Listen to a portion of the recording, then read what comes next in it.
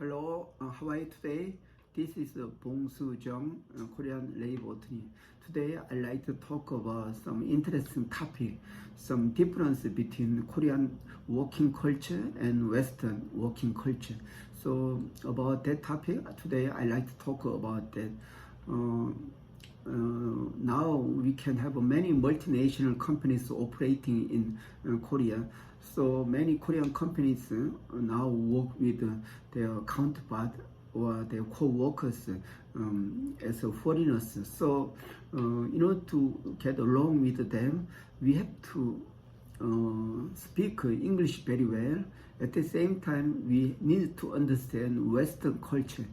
So even though these companies are located in Korea, if we do not understand their culture, then we usually have a lot of prejudice or misunderstanding. So that's why we need to overcome our some handicap or some limitation working together with them. So here we have to, in order to get along with the foreign workers in multinational company, we have to pay attention to two things. First one is English. English is communication language with foreign workers.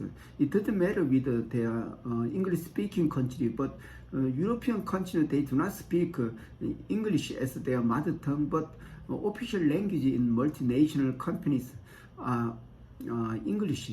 So we have to be familiar with using English. So then English is not enough. We have to understand their culture. So how to react to their demand or some working relation. Something, for example, in the some meeting, like some special work related meeting. So usually in Korean workers, they cannot speak up before their manager speak up. So they wait until their manager or their senior people speak up. But in Western culture, it's not something like that. Anybody who knows that issue well, they speak up and they say their opinion. So this is accepted as usual. But in Korean speaking culture, if we very junior people say their own opinion, they treat it as very outside, just like kind of they give bullying, something. Yeah, they give such junior workers a hard time. But in Western culture, it is treated differently. So when they do not speak up, that means they are not prepared for the meeting. So I think it is very completely different. Also, in Western culture, they do not have a rank.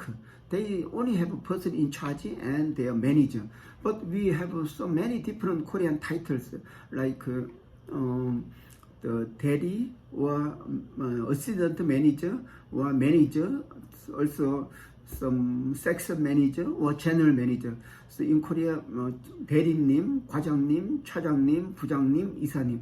There are so many titles. So they are treated as their own Korean title. I think in Western culture, they do not understand this part. So it is very important to get rid of Korean title.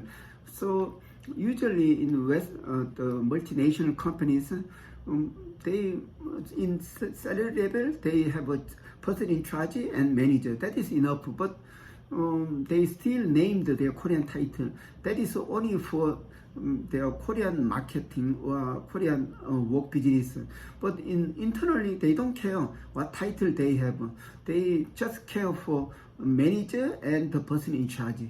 So because of that, many Korean companies, they like to get rid of Korean titles.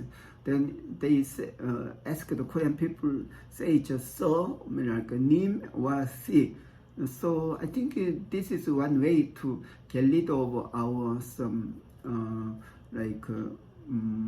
kind of some level of like treatment, like or some recognition or some authority in the hierarchy.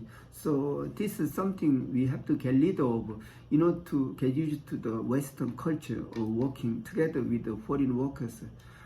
Okay, this is about some cultural difference between Korean culture and Western culture at workplace. Okay, thank you for watching. Okay, bye bye.